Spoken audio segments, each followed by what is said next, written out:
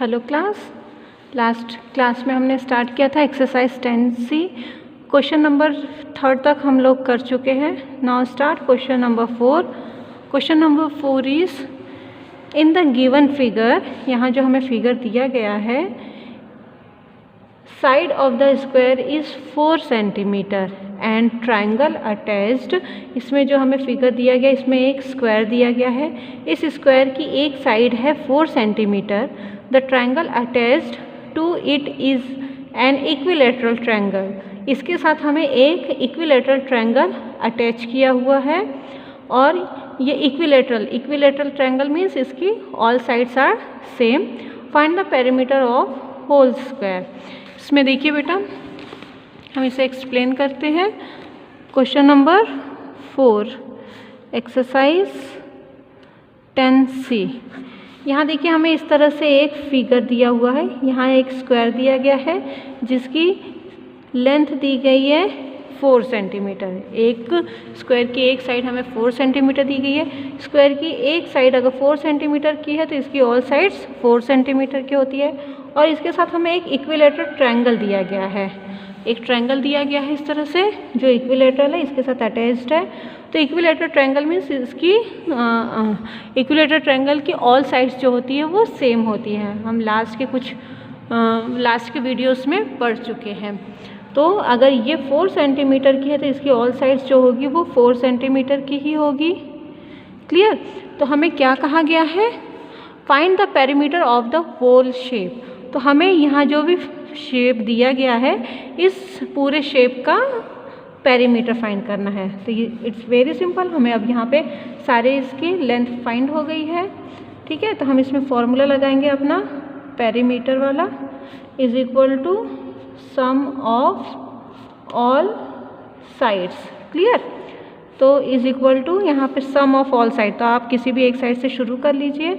यहाँ पे देखिए जो भी बाउंड्रीज पेरीमीटर हो मीन्स हमारी जो बाउंड्रीज है इनको लिखना है हमें। तो 4 centimetre then plus 4 centimetre plus 4 centimetre, ये 1 2 3 4 5 टाइम 4 है तो ये 3 4 5 टाइम 4 1 2 3 4 एंड 5।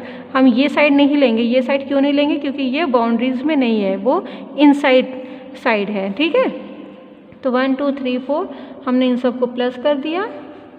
तो 4 4 4 5 टाइम है तो 5 4 सा 20 सेंटीमीटर। तो इस पूरे perimeter of the whole shape, perimeter of the whole shape कितना है? यहाँ पे हम लिखेंगे perimeter of the whole shape is equal to 20 centimetre. Clear? Now see question number 5। Question number 5 is find the approximate area of the given figure. यहाँ पे जो हमें फिगर दिया गया है इसका अप्रोक्सीमेट एरिया बताना है। क्लियर? तो यहाँ पे देखिए स्क्वायर्स दिए गए हैं, तो फॉर्मूला हम किसका लिखेंगे इसमें? क्वेश्चन नंबर 5 ए। इसमें हमें स्क्वायर्स दिए गए हैं तो एरिया ऑफ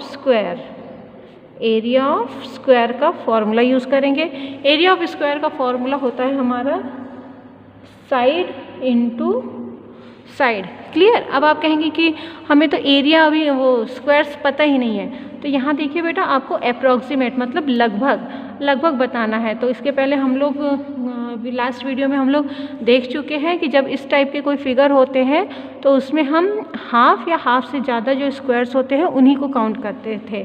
तो देखिए इसमें यहाँ ये फिगर हमारा हाफ से ज़्यादा है 1, ये हाफ से कम है तो 1, ये हाफ से ज़्यादा 2, now 3 4, ये हाफ से ज़्यादा 5 6।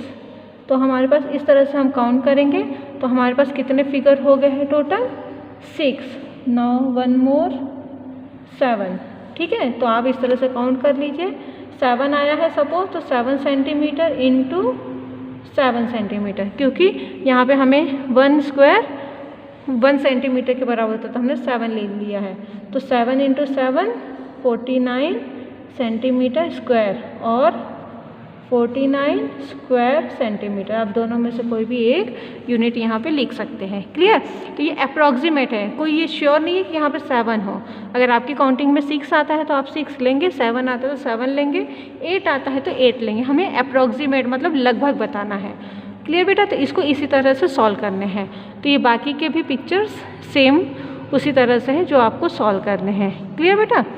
नाउ नेक्स्ट एक्सरसाइज हम नेक्स्ट वीडियो में स्टार्ट करते हैं। नेक्स्ट वीडियो में हम वॉल्यूम देखेंगे। क्लियर?